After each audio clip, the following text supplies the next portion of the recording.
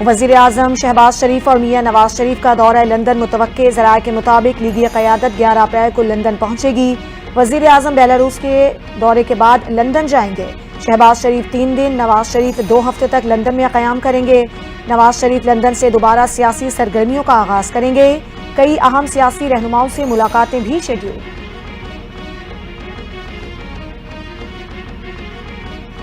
پاکستان تحریک انصاف میں اختلافات بڑھ گئے، پی ٹی آئی رہنما عاطف خان بھی بول پڑے، کہا وزیر اعلیٰ کا میرے ساتھ اختلاف ہے تو ٹھیک ہے، اسد قیصر، شکیل خان سمیت سینئر رہنماؤں کے خلاف باتیں نہیں ہونی چاہیے۔ وزیر اعلیٰ علی امین گنڈاپور کے پارٹی فنڈز کے دعوے کا علم نہیں، لیڈرشپ نے کہا ہے کہ اندر کے معاملات سامنے نہ لائیں۔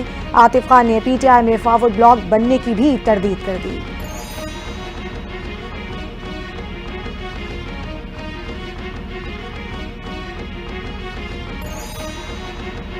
میرے بارے میں بانی پی ٹی آئی سے منسوب غلط خبریں چلائی گئیں۔ پی ٹی آئی رہنما اعظم سواتی کہتے ہیں، دسمبر 2022 میں بانی نے مجھے کہا آرمی چیف سے بات چیت کرنا چاہتا ہوں۔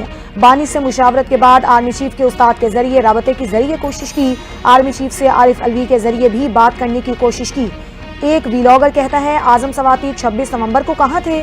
میں اٹک جیل میں تھا، علی امین کے ساتھ کھڑا ہوں۔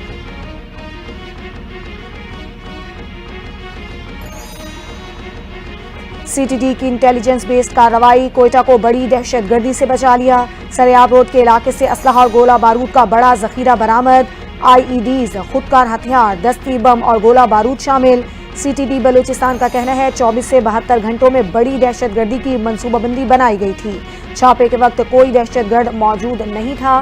فوری رد عمل اور پیشہ ورانہ عمل نے ایک تباہ کن حملے کو مؤثر طریقے سے روک دیا۔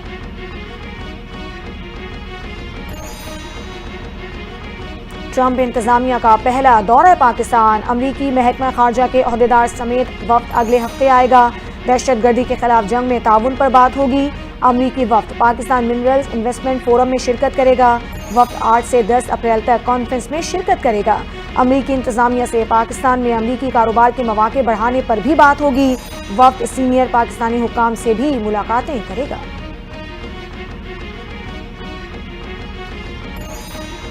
پاکستان میں کرپشن کے کھنڈرات کے اوپر ایک عمارت کی تعمیر شروع کی۔ بجلی کی قیمتوں میں 15 سے 16% کمی بڑا ریلیف ہے۔ وزیر دفاع خواجہ آصف کا خطاب، کہا کوئی یہ نہیں سوچ سکتا تھا کہ مہنگائی کی شرح 38 سے 1.5% رہ جائے گی۔ کل امریکہ کی سٹاک مارکیٹ کریش کی ہے، پاکستان کی 1 لاکھ سے زائد پوائنٹ سے آگے گئی ہے۔ مختلف سیاسی پارٹیز کو اکٹھا رکھنا اور معیشت کو ٹرن اراؤنڈ کرنا آسان کام نہیں تھا۔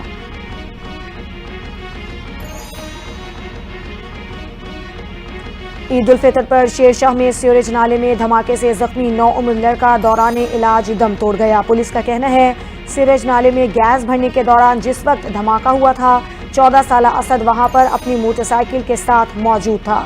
پولیس نے ضابطے کی کارروائی کے بعد متوفی کی لاش ورثاء کے حوالے کر دی۔ اسد کی میت رہائش گاہ پہنچنے پر کوہرام مچ گیا، خواتین شدت غم سے نڈھال۔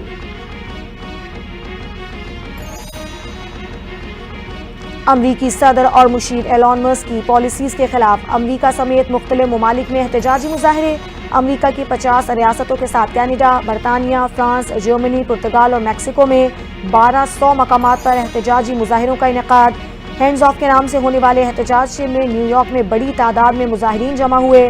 مظاہرین کا امریکہ میں حقیقی جمہوریت کی بحالی اور عوام مخالف پالیسیز واپس لینے کا مطالبہ۔ اقوام متحدہ کے اداروں کے ماہرین کا پاکستان سے افغان باشندوں کی بے دخلی ترک کرنے کا مطالبہ۔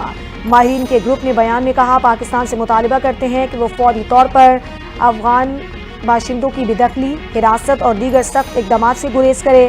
سب سے زیادہ نقصان افغان خواتین، لڑکیوں، نسلی اور مذہبی اقلیتوں، انسانی حقوق کے کارکنوں اور میڈیا ورکرز کو پہنچے گا۔